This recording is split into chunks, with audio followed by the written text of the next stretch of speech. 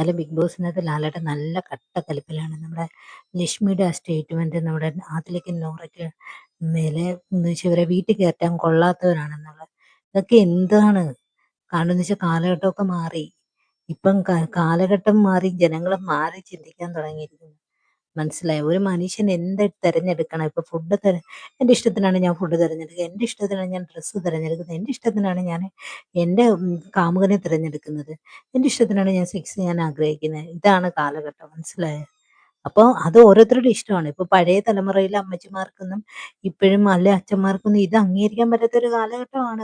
അംഗീകരിക്കാത്തവരെ അംഗീകരിക്കണ്ട. പക്ഷെ അംഗീകരിക്കാൻ ഇനിയുള്ള തലമുറ അങ്ങോട്ട് ഇത് അംഗീകരിക്കാൻ തുടങ്ങി. കാരണം പണ്ട് കാലത്ത് ഇതൊന്നും ഇല്ലാന്നൊന്നും പറയണ്ട. പണ്ട് കാലത്ത് ഈ ജനത ഈ വിഭാഗത്തിൽപ്പെട്ട ആൾക്കാരുണ്ടായിരുന്നു. പക്ഷെ അന്നൊന്നും ആൾക്കാര് തുറന്നു പറയാനുള്ള ഒരു മാനസികാവസ്ഥ ഇല്ല. പക്ഷെ ഇപ്പൊ അങ്ങനെയല്ല. ഇപ്പൊ എല്ലാവരും തുറന്നു പറയുന്നു. എനിക്ക് ഇന്ന സെക്സ് വേണമെന്ന് അവര് തുറന്നു പറയും. എനിക്ക് ഇന്ന ഡ്രസ്സ് വേണമെന്ന് എനിക്ക് സ്വാതന്ത്ര്യം വേണമെന്ന് അവര് തുറന്നു പറയും. ഞാൻ എന്തുകൊണ്ട് ഇന്ന ഡ്രസ്സ് ഇട്ടുകൊണ്ട് നടന്നുകൂടാന്ന് ഞാൻ തുറന്നു പറയും. മനസ്സിലായോ? കാലഘട്ടമൊക്കെ മാറി. പക്ഷെ ലാലേട്ടൻ പറഞ്ഞതിനോട് അടിപൊളിയെന്ന് വെച്ചാൽ സൂപ്പറായിട്ട് ലാലേട്ടൻ പ്രതികരിക്കുന്നുണ്ട്. അവരെ നിങ്ങൾ കേട്ടിട്ടുണ്ടോ? ഞാൻ കേട്ടു. മനസ്സിലായി. ലാലേട്ടന്റെ വീട്ടിൽ കേട്ടു എന്ന് ലാലേട്ടൻ പറഞ്ഞു കഴിഞ്ഞു. മനസ്സിലായോ?